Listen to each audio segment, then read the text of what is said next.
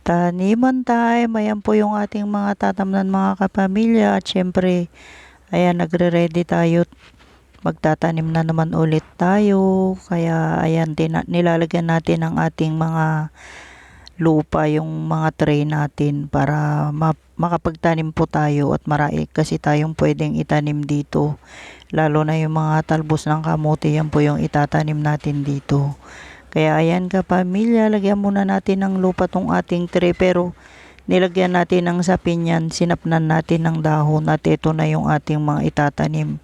Sayang kasi itong mga tangkay nung talbos ng kamutit, ito itinapon na nila kaya kinuha natin para hindi masayang. At yan naman pag nabuhay na yan, mapapakinabangan mo na yan. Kaya ayan kapamilya, yung ating tinatanim ngayon at may iba pa tayong itatanim sa ibang tray. Kasi yung mga itatanim natin, magtatanim ulit tayo ng ating pechay sa ating mga tray. Kaya ayan kapamilya, magtanim muna tayo ng kamote at yan malaking pakinabang pag meron tayong mga tanim na ganito. At yan mabilis lang yan tumubo kapamilya pagka naitanim mo na yan. Mga ampalaya kapamilya, naku, gawin ng bakod para yan naging bakod na may pakinabang ka pa. At tingnan nyo, may mga bunga na siya. Masarap po itong mga bunga ng ampalaya na to kapamilya, pati yung mga dahon. At yan naman lahat pwedeng ulamin, pati ang dahon sa yung bunga. Fresh from the garden pa rin po yan. At ginawa ng bakod yung mga dahon ng ampalaya, kaya maganda po may mga pananim na ganyan kapamilya. At yan naman pagka gusto mo fresh lang dyan sa mga garden pagka yan ang naitanim, at maganda po yan itanim sa harapan ng bahay. At syempre ito rin naman yung ating original na ampalaya. Hello kapamilya, pagtapos natin magtanim nanguha na nga po tayo ng fresh gulay dito sa garden ni Mother. At yan naman tingnan nyo naman, sariwa yung ating ilulutong pananghalian. At yan masustansya na naman yung ating pananghalian dahil puro gulay yung ating iluluto.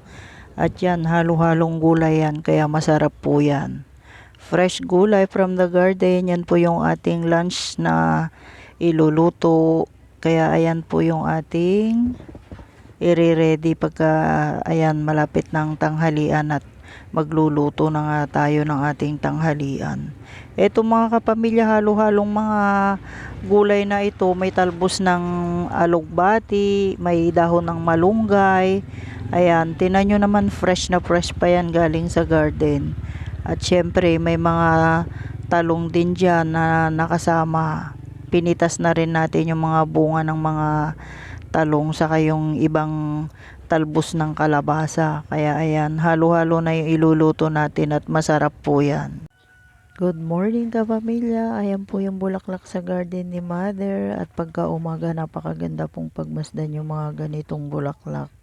Tingnan nyo po, at bloom na bloom yung bulaklak nito. Kaya lang yung iba, pausbong pa lang po yung mga ibang bulaklak niya. Ayan po, marami na po siyang buko nung bulaklak niya. Kaya ayan kapamilya, pagka ganitong malamig nagbo-bloom po yung mga bulaklak ng mga halaman.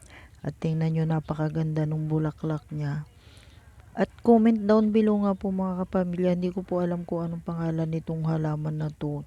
Pero yung bulaklak niya kasi matagal po yung inaabot niya bago siya malanta. Kaya napakaganda nitong halaman na to. Ayan po kapamilya, yung mga halaman ni Mother. At isa po ito sa magandang tingnan pagka umaga.